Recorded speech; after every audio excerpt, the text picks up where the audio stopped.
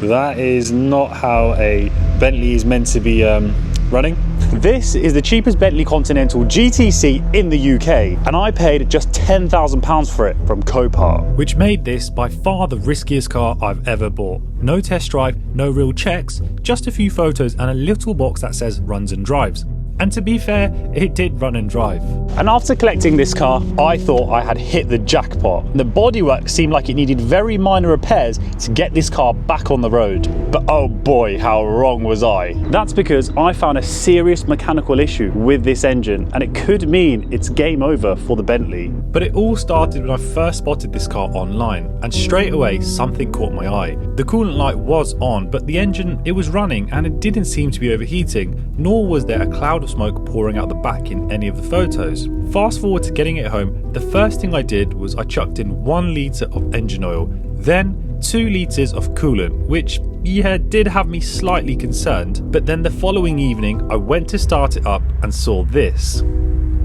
And then the next morning I saw this. Now here's the thing, it's a real shame because I didn't buy this car to flip for a profit. I bought it for me. It's a car I've always wanted, and the plan was to take it all the way through France right into Monaco for the summer. But now it looks like this dream might even be over before it's even begun.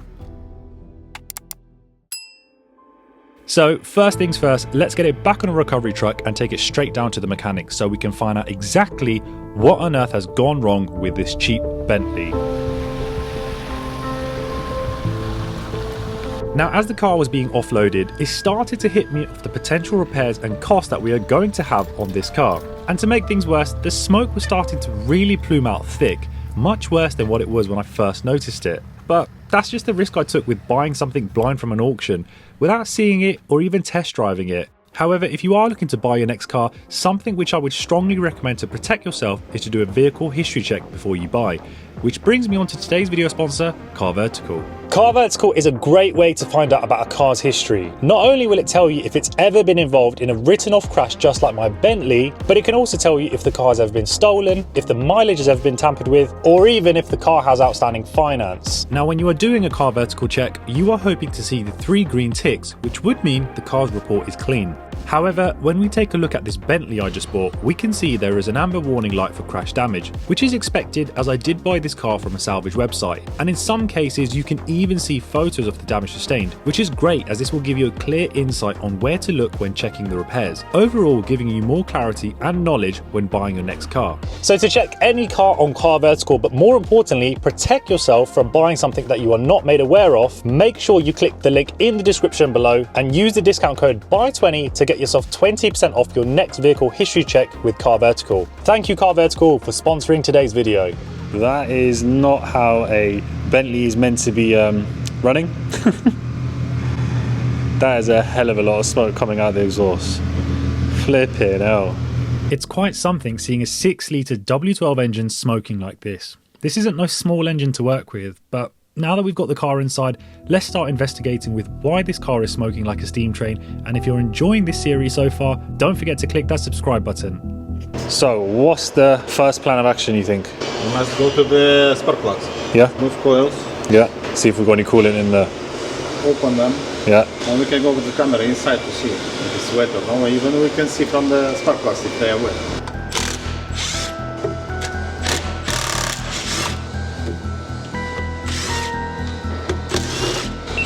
So you heard the mechanic. We are going to start by removing the spark plugs, as this could show us any potential issues we have, as well as giving us access to the cylinder where we can use a camera to look inside if needed. But first, we need to remove a few things to gain access, as one of the things this engine doesn't give us is space to work. Has it got a date on there? I think yes. You see the option is there.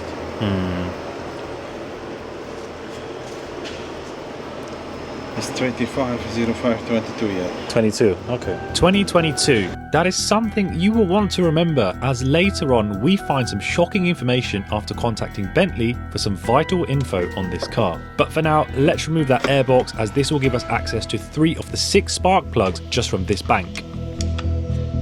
But to get to those spark plugs, we need to first gently pop out each of these coils, then we can take a ratchet to loosen those plugs by hand, as we don't want to wreck any of the threads.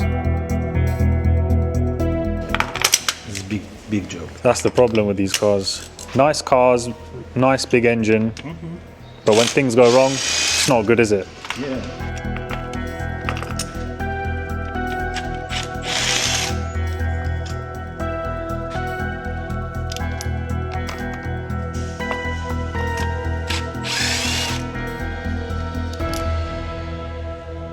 And just from removing a few spark plugs, they all seemed as expected, which is a good sign.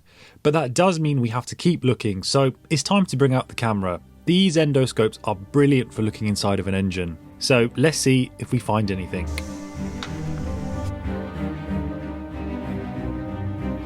And genuinely, my heart was starting to race rapidly at this point. These drops are on the piston. Yeah? Maybe now this engine is cold. But as we begin to look a bit further, there's a couple of things which are starting to show.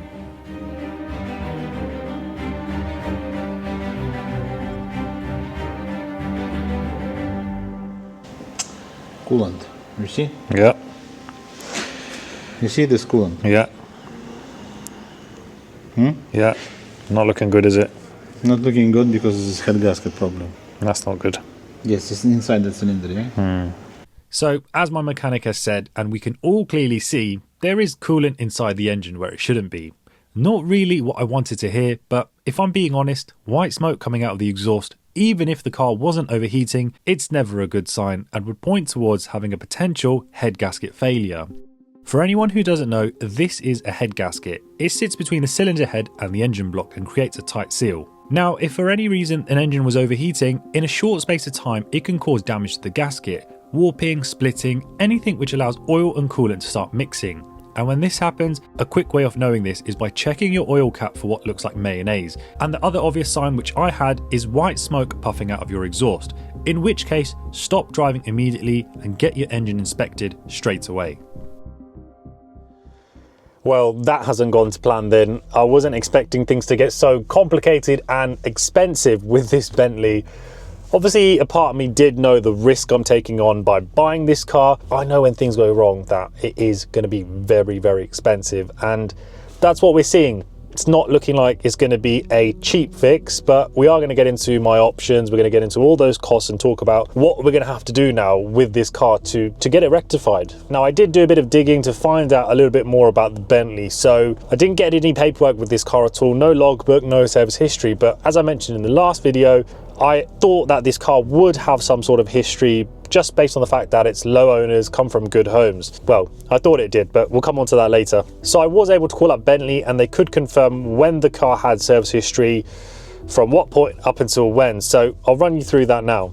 And it does get quite interesting actually. So the first service is probably like a run-in service, which was done in 2009 at 1,300 miles.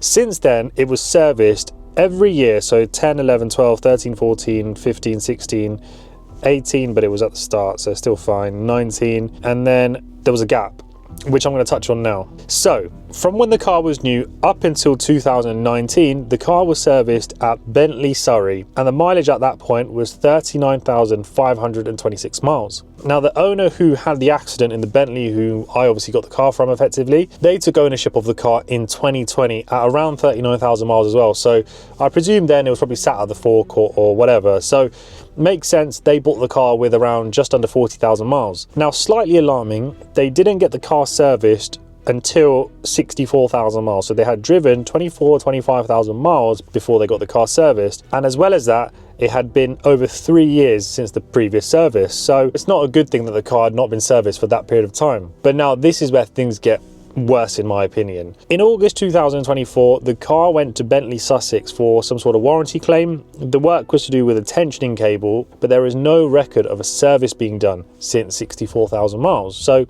it's gone to the Bentley dealership, but for whatever reason, it hasn't had a service. Now, I'm sure many of you be thinking that they may have taken the car elsewhere for a service. You're not wrong, that is still possibly the case. However, the reason why I'm inclined to think that it's not the case is because one, the oil was quite black and it obviously was quite low. And as well as that, we did just check the air filter and it was dated in 2022, which correlates to the service at 64,477 miles. So all of these points suggest that the car has not been serviced since 64,000 miles in 2022. The reason that is very, very concerning is because we know that the car currently has about 104,000 miles. That would mean that the car has not been serviced in 40,000 miles. Yeah, 40,000 miles. I hope that's not the case. If it is, it probably would explain why we have a bit of an issue with this engine, and it may have been an underlying issue that has caused this to happen. I don't know, there's so many things that could have gone wrong, but that's our first big clue and insight into this Bentley engine. Now, the problem with these types of cars are that any type of job that needs to get done on the engine, whether it's small, a lot of the times the engine has to come out, which means it's very, very labor intensive. That is why these cars are very cheap to buy, because the ongoing cost and maintenance and repair bills are very, very high. So that's just something you have to think about. So what are my options with this Bentley? I've got two options. The first option I have is to replace this head gasket. The risk here is if we do remove the head, drop out the engine, and we can see that there is any further damage such as a cracked head, it's more likely going to mean we're going to have to replace the engine. So that would incur in even more costs. The second option I have is to just remove this engine completely and replace it with a second-hand one. That does come with its own risk as well, because if we are buying a second-hand engine, we do not know if that's got any, underlying issues as well. They will come with a 30-day warranty, so obviously you can get the engine fitted and see if there is any issues. However, if that is the case and there is an issue and I get my money back for the engine, I'm still going to be liable to pay for the labor involved, which is going to be, again, in the thousands. So I'll be paying twice for something. So you can understand why it is a bit of a difficult situation. And if I was to go down the route of going to a specialist, obviously they command a premium and their labor rates are much, much higher. And I did actually speak to one Bentley specialist who he did give me a bit of an insight and an idea of what I should expect to pay to replace a head gasket on my engine. And he said I'm not going to really get much change from £10,000. That is a lot of money, basically the price which I paid for this car. And that's not something which I think is viable for me to get done. However, if I was to get it done at my mechanics where their labor rates are lower, it would make it a bit more affordable. So let me just run through a quotation I got for the parts needed for the head gasket. And there are many parts that you need because remember, this is a W12. So effectively we're looking at two engines. So everything is ×2. So we need to get a head gasket for bank 1 and bank 2. Again, a rocker cover gasket for bank 1 and bank 2. We need 12 coil spark plug seals. We need a Vanos solenoid seal, an inlet manifold gasket, an inlet manifold to head gasket, and you need 2 of those, 4 gaskets for the exhaust manifold, 24 hexagon socket oval heads, 27 cylinder head bolts, which are the short ones, and then 14 cylinder head bolts, which are the long ones. The total cost of this, including the VAT, is £1,604.67. On top of that, once we get the heads removed, we have to take them to a company where they can pressure test them, get them skimmed, which comes out of cost as well. I think it's somewhere in the region of £300 to £400 to get all of that done. But at the end, I will put a total of the comparisons of both options, so you know exactly how much both are going to cost. Now, if we go down the route of getting a second-hand engine, the cost of this can vary massively. We can get an engine from anywhere from £1,200 upwards to sort of £7,000 to £8,000.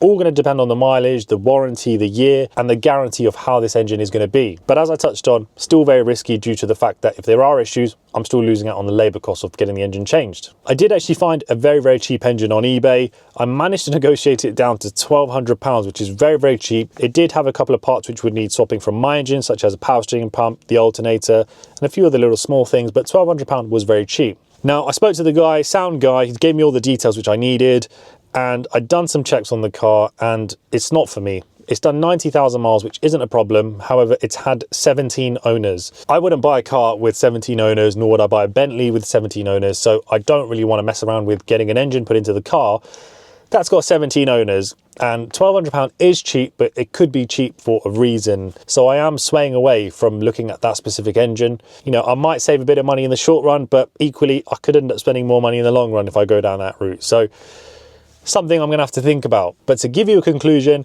if I am to replace a head gasket, I am going to be looking at a total bill of between £4,000 to £5,000, and a big portion of that will be made up of labour, which will be anywhere around £2,500 just for the labour. Or if I go with the second option, which is to replace the engine, and I buy that cheap one for £1,200, that will end up costing me around just under £3,000. So £1,200 for the engine, and then about £1,500 for the labour to get it fitted. Plus fluids, it's going to be around £3,000. So those are my two options. One is cheaper than the other, but it may cost me more in the long run. Equally, the head gasket may still cause me problems once we strip down the engine, and that could also cost me more money. So it definitely is something which I really need to think about and weigh up all the pros and cons and decide what is the right things to do with this Bentley. But let me know in the comments, guys, what do you think I should do? What options do you think I should look at? Is there a third option which I'm missing that I could be looking at? Or even if any of you have had a Bentley before with similar issues, let me know what your outcome was and how you rectify the situation, because this is new territory to me. I've never had a Bentley. I've never even had a head gasket go on a car. And out of all the cars it happens to go first on, it happened to be a W12 engine. So let me know, guys, what you think I should do. But guys, if you are enjoying this video, don't forget, give it a like, give it a subscribe if you want to see the rest of the series on this cheap Bentley, getting it roadworthy, getting it back to life, and the costs involved in doing so. So on that note, guys, I'm going to end it here. Follow me on all my socials as well, which is at Buysellcars TV. But other than that, I'm going to see you on the next one. Take care, guys.